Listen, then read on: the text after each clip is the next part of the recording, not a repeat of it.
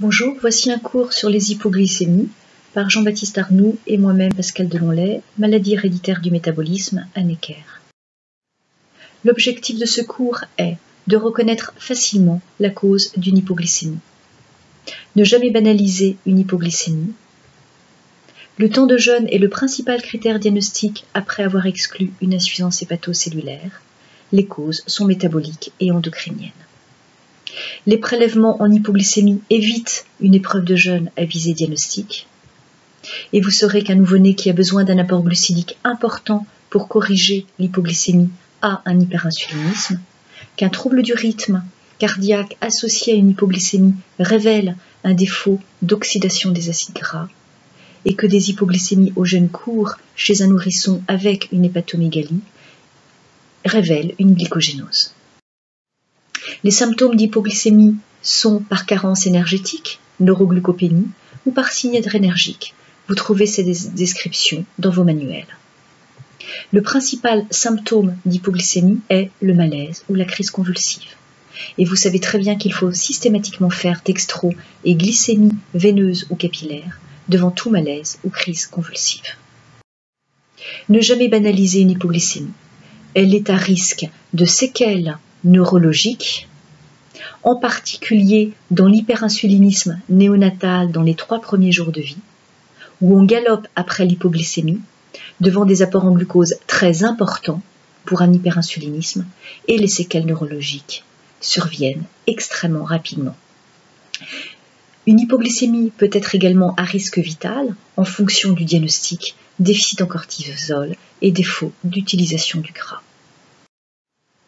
On parle d'hypoglycémie avec 2,2 mmol par litre dans les 2 premiers jours de vie, 2,7 mmol par litre après 3 jours de vie. Dans ce cours, on raisonnera autour d'une glycémie de 3 mmol par litre. Nous avons 3 questions à nous poser devant une suspicion d'hypoglycémie. L'hypoglycémie est-elle vraie? Car on ne croit pas un dextro. Il faut vérifier un dextro par une glycémie veineuse ou capillaire. On doit exclure une insuffisance hépatique devant une hypoglycémie. Et le premier critère diagnostique devant une hypoglycémie est le temps de jeûne. Si une hypoglycémie survient pendant ou au décours immédiat d'un repas, ou au jeûne court, 3-4 heures après un repas, on parle d'hypoglycémie de jeûne court, ou si elle survient après 6 ou 8 heures après un repas, ou au cours d'un temps de jeûne type infection gastro-entérite, ou au moment de la naissance, dans les premiers jours de vie, on parle d'hypoglycémie de jeûne long. La régulation glycémique est extrêmement finement régulée. Les entrées de glucose hépatique, finalement, sont égales à la consommation périphérique par les organes. On parle d'apport alimentaire pour fournir le glucose, puis le foie va fournir le glucose par la glycogénolyse, par la néoglucogénèse à partir des acides aminés et du lactate, et par l'oxydation des acides gras. Les organes qui consomment du tissu, on parle des sorties de glucose, sont essentiellement le cerveau et le rein, très peu le muscle. Et bien sûr, nous avons les hormones hyperglycémiantes et hypoglycémiantes. Ce schéma résume les réserves en glucose. Tout d'abord, les repas apportent du glucose, puis 2-3 heures après le repas, on va commencer à utiliser, chez un nouveau-né, le premier substrat énergétique stocké, le glycogène, en rose. Puis, les heures de jeûne se prolongent, on va utiliser le lactate et l'alanine, on parle de la néoglucogénèse, en vert. Puis ensuite, le gras, en bleu, qui va fournir de l'énergie par le Krebs et permettre la néoglucogénèse. Quels sont les diagnostics? Toujours sur le même schéma. Lorsqu'on a une hypoglycémie perprandiale ou de jeûne court, parfois de jeûne long, on parle d'hypoglycémie anarchique, avec des besoins en glucose parfois très importants, supérieurs à la production hépatique en glucose, avec un test au glucagon positif, on peut mobiliser le glycogène, et l'absence d'hépatomégalie, on a un hyperinsulinisme. Quand on a une hypoglycémie de jeûne court répétée, à 3-4 heures du repas, systématiquement avant les repas, en plus avec un gros foie, Et en plus, un test au glucagon négatif, c'est qu'on ne peut pas utiliser le glycogène qui reste stocké dans le foie. On parle de glycogénose. Maintenant, devant une hypoglycémie de jeûne long, par exemple aux urgences au décours d'une gastroentérite, s'agit-il d'une non-utilisation du lactate et des acides aminés, d'un défaut de la néoglucogénèse, en particulier par le déficit en fructose 1,6-biphosphatase, en vert? S'agit-il d'un défaut d'utilisation des acides gras? Attention, l'hypoglycémie peut être associée à une défaillance énergétique du cœur avec trouble du rythme cardiaque, cardiomyopathie, ou du muscle avec rhabdomyolyse. C'est un déficit extrêmement grave. Et en hypoglycémie de jeûne long, s'agit-il également de déficit en hormones hyperglycémiantes, déficit en GH et déficit en cortisol, que l'on a bien évidemment dosé.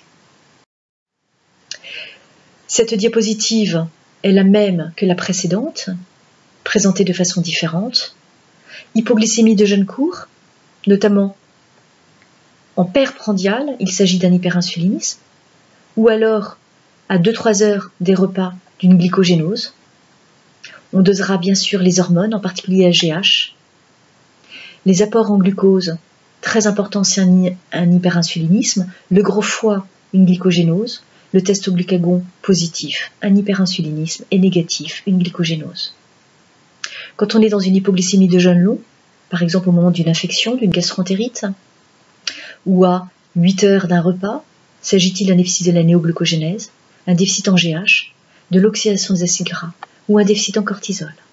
On ne fait pas de test au glucagon, on ne fait que prolonger une hypoglycémie possiblement grave, alors que le glycogène est utilisé depuis longtemps. Si la bandelette pipi est très importante, s'il n'y a pas de cétose, c'est parfaitement anormal dans cette situation de catabolisme et signe un défaut de l'oxydation des acides gras.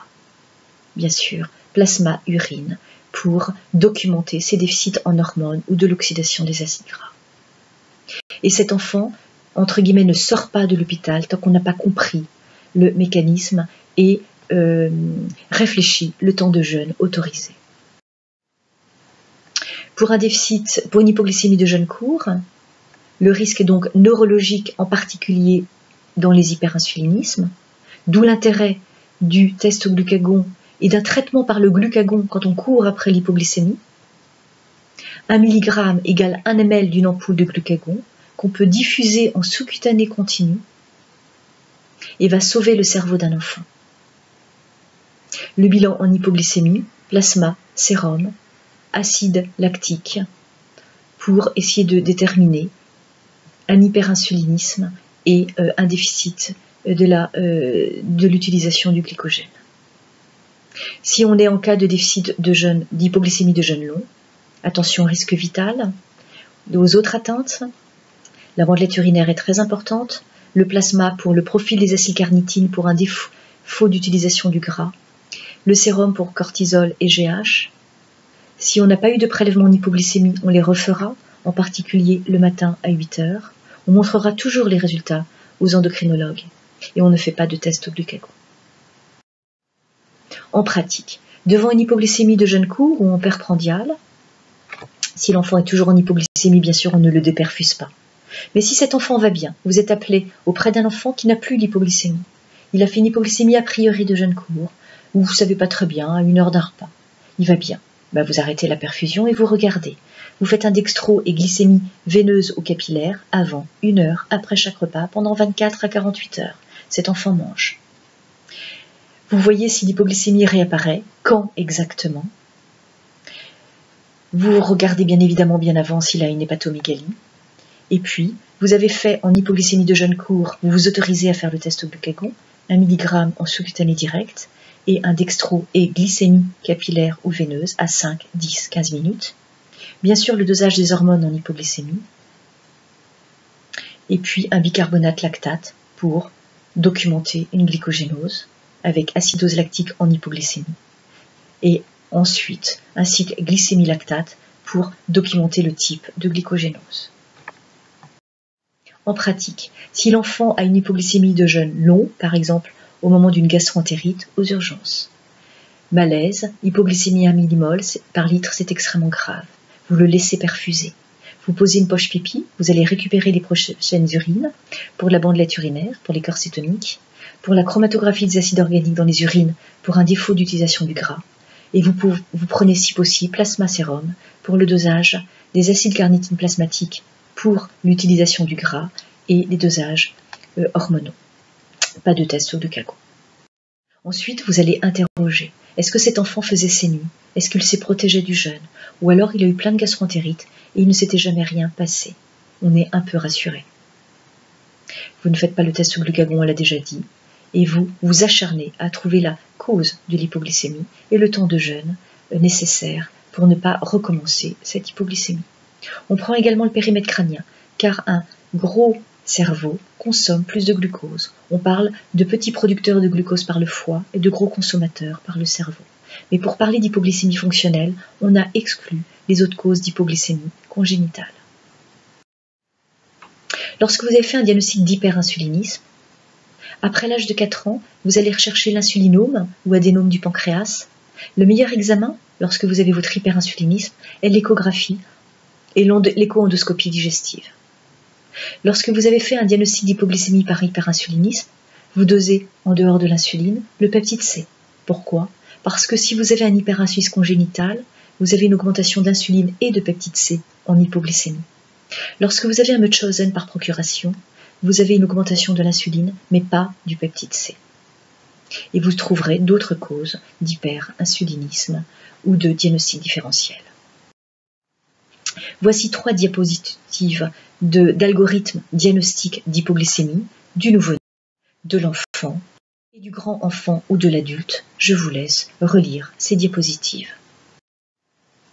Enfin, sur le plan thérapeutique, ce sera bien sûr le temps de jeûne qu'il faudra voir, adapté avec des traitements selon le déficit hormonal ou métabolique. On pourra se faire aider de la maïzena pour des déficits enzymatiques après l'âge de 1 an, maïzena prise froide à libération prolongée. Elle perd ses capacités de libération prolongée si vous la faites chauffer. Nous restons à votre disposition, métaboliciens et endocrinologues, pour raisonner sur vos hypoglycémies.